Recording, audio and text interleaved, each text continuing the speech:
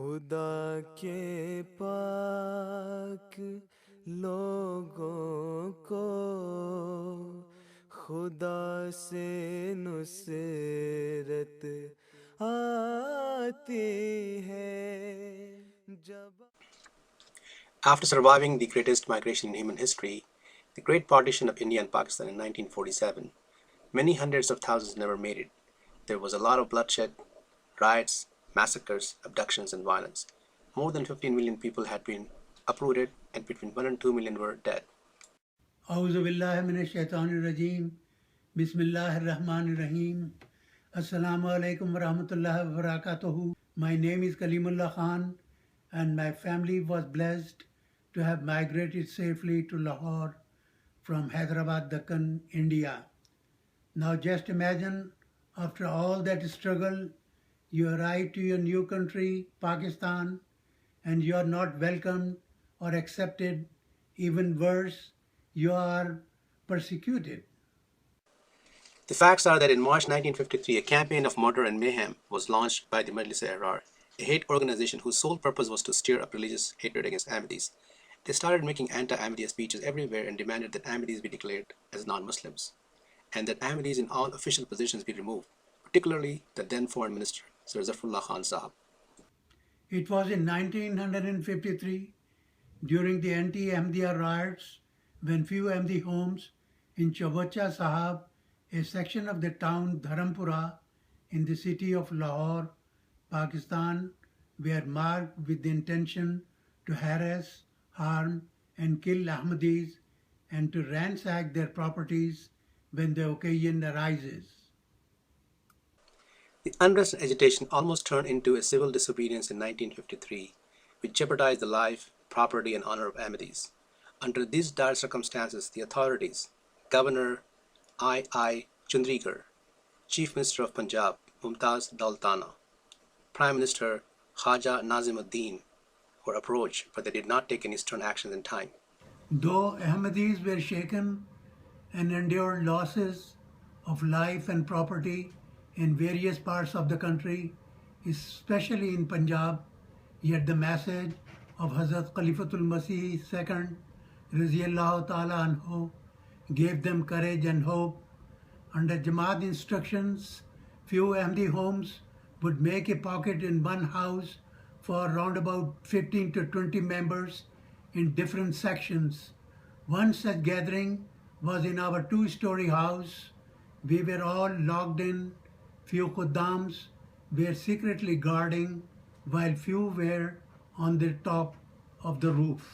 A few Atfals took position along with them at four corners of the house with their slingshots. Ladies were supplied with pouches of grounded red pepper to defend themselves in the worst situation. On March 3rd, 1953, Huzur sent yet another faith-inspiring message, which was read out by my father, Professor Habibullah Khan, who was then the president of Dharampura at that time. I have vivid recollection of those powerful words of Hazrat Muslim Maud Raziyallahu Ta'ala Anhu, which still resonate in my ears, that God will never forsake me. He is running towards me to help me. He is near me. He is in me. We were confined to our houses for 3 days, and it was risky to go out and fetch something, and food was getting very low. We all stayed together and kept on reciting the verses of the Holy Quran and prayers of the Prophet Muhammad sallallahu alaihi wasallam over and over again. With our meek, melting and pouring hearts, our Sami and Basir Lord showed His mercy, power and protection as mentioned in the Holy Quran. Inna Allaha yudafi'u anil lazina amanu. Surely Allah defends those who believe.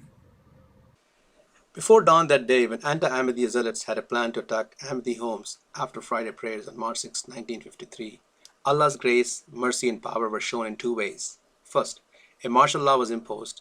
A blockade of military soldiers could be seen at all nooks and corners of the city. General M. Azam Khan took the helm of affairs. All the top guns, governor, chief minister, the prime minister, along with his entire cabinet, was dismissed. They lost their credibility and political power, while few religious leaders were arrested and put in jail.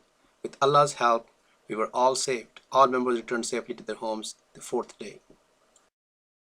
Secondly, before dark that day, during curfew hours, a military jeep with 4 officials with guns rolled into our street and directly stopped in front of our house as few youngsters noticed it while peeping through the slit of windows facing the street.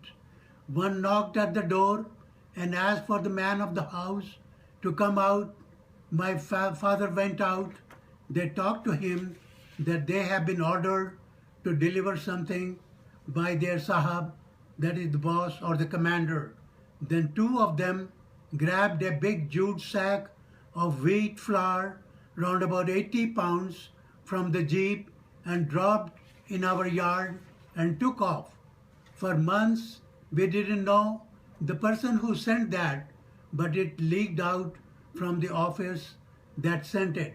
It was Sheikh Mahmudul Hassan Sahab, the Deputy Commissioner Lahore. He was the son-in-law of Hazrat Sayyid Abdullah Aladdin Sahab Raziyallahu of Hyderabad, Deccan. This is how Allah help came for our rescue when we needed it most, as it is said in the Holy Quran, Balillahu Mawlakum Wahawa Khairun Nasirin. Allah is your protector and He is the best of helpers. Jazakumullah Ahsan al-Jaza. Nusrat आती है जब